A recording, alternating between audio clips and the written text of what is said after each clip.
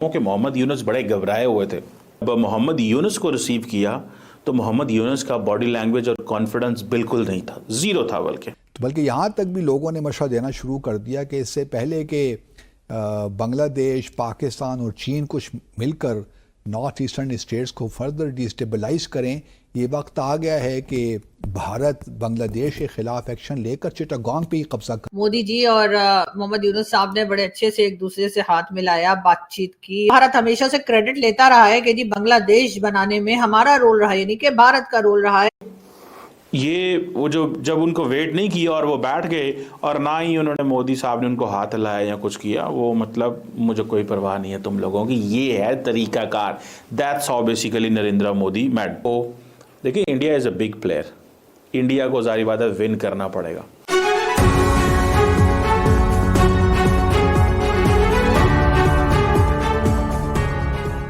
तो जयशंकर साहब ने भी जो इधर ही थे बैंकॉक में ही, पहले फॉरेन मिनिस्टर्स की बिम्स्टेक की मीटिंग हुई, तो उसमें उन्होंने कहा कि जी हम खुद जो हैं, ये जो है हम भी बगैर बांग्लादेश का नाम लिए, तो उन्होंने कहा कि जी असल में तो जो गेम चेंजर होगा ना, वो होगा ट्राइलैटरल हाईवे।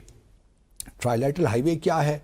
ये मणिपुर नॉर्थ ईस्टर्न स्टेट्स है, वहाँ से शुरू होती है, तकरीबन 1350 लॉन्ग किलोमीटर तवील ये सड़क होगी, हाईवे, जो मणिपुर से शुरू होकर म्यांमार से गुजर कर थाईलैंड जाएगी, यानी ये कि साउथ एशिया और साउथ ईस्ट एशिया को मिलाएगी। कहा कि ये एक गेम चेंजर तो असल में ये होगा, तो आप ये फिक्र ना करें बे ऑफ बंगाल की। इन अल्फाज में बांग्लादेश को उन्होंने स्नब किया, करने की कोशिश की कि ये जो आप अपनी you are punching above your weight हैं।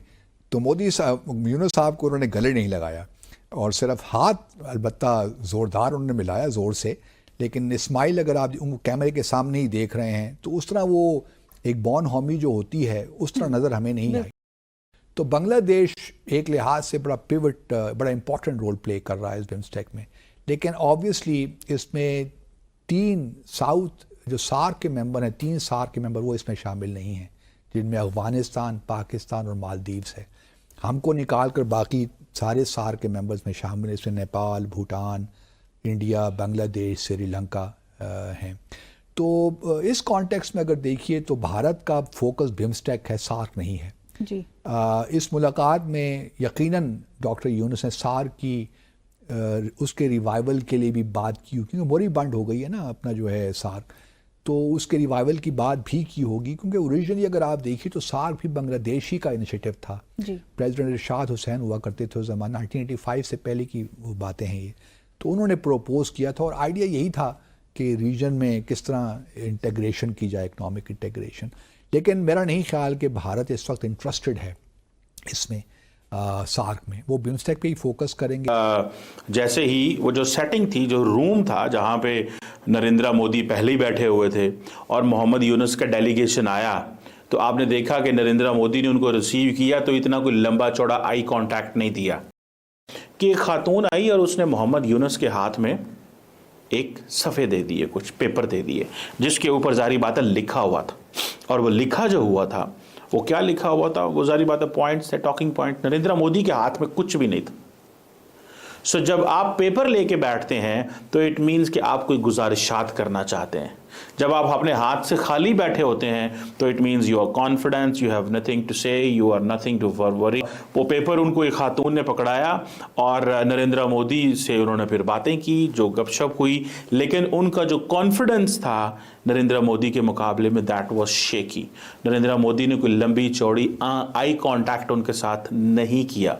और सबसे बड़ी बात कि जैसे ही नरेंद्र मोदी से उन्होंने हाथ मिलाया, वो बैठ गए, उसके बाद नरेंद्र मोदी ने जो डेलीगेशन आया उसका इंतज़ार ही नहीं किया। सो वो जो चीफ एडवाइज़र साहब हैं फॉरेन अफेयर्स के और जो बाकी उनका डेलीगेशन था, Narendra Modi didn't wait for that delegation, परवाह ही नहीं की और वो बैठ गए। मैं इस बात की 100% गारंटी दे सकता हूँ कि नरेंद्र मोदी कभी भी शेख हसीना वाजिद को नहीं भेजेंगे, कभी भी। उसकी वजह यह है कि that's not how big powers react और एक्ट, कि एक मुल्क की जो लीडर है वो इंडिया के लिए इतना काम करती रही हो और बाद में उसको आप इस तरह इग्नोर कर दें, आप उसको इस तरह इग्नोर कर दें। ये नहीं मुमकिन, ये नहीं मुमकिन, ये नहीं हो सकता। आप इग्नोर नहीं कर सकते। सो मुझे ऐसा लगता है कि ये जो सवाल है शेख हसीना वाजिद वाला, ये बांग्लादेश से पूछा ही नहीं जा रहा। बांग्लादेश की लीडरशिप डरती है नरेंद्र मोदी से और इंडिया से। तो लग ये रहा है कि अब बांग्लादेश और भारत के बीच का जो टेंशन था वो एक बार फिर हमें कम होता हुआ या खत्म होता हुआ दिखाई दे रहा है। उसकी एक वजह ये भी बता रहे हैं बहुत से लोगों का कहना ये है कि जी ये डोनाल्ड ट्रंप साहब जो आए हैं, जी हाँ आप जानते ही हैं जो प्रेसिडेंट हैं अमेरिका के, उन्होंने जी आते कह दिया कि जी हमने बांग्लादेश जो है वो हवाले कर दिया है किसके, भला भारत के। जी हाँ, अब मोदी जी इस किस्म की झप्पियां जादू की देंगे तो फिर तो यही होगा ना। लेकिन भारत कहा यह गया है कि जी जो अमेरिका ने ये कह दिया कि जी जो बांग्लादेश है वो हमने हवाले कर दिया है यानी कि भारत के। तो जाहिर है उसके साथ ही मोहम्मद यूनुस साहब ने सोचा होगा कि अब तो कोई और जो है वो बचने की जगह है नहीं, तो चलो दोस्ती ही कर लेते हैं। एक बार फिर बांग्लादेश और भारत जो है साथ साथ दिखाई दे रहे हैं और यहाँ पाकिस्तान से जो दोस्तियां यारियां दिखाई जा रही थी कि जी कभी वीजा जो है, वीजा एप्लीकेशन जो लोग देना चाहते हैं, जो लोग जाना चाहते हैं, उसमें आसानी पैदा की जा रही है। कभी ट्रेड कर रहे हैं तो कभी मुबारकबादियां दे रहे हैं तो कभी कह रहे हैं ये तो हमारा भाई है। तो अब उन लोगों का क्या होगा कि जहां पर भी जो गवर्नमेंट चेंज होती है, चाहे वो मालदीव्स की हो, श्रीलंका की हो, दुनिया में कहीं की, अफगानिस्तान को छोड़कर, ठीक है ना, तो वो जो है सबसे पहले जो नई गवर्नमेंट आती है वो आते के साथ ही सबसे पहले तो भारत को बुरा भला कहना शुरू कर देती है।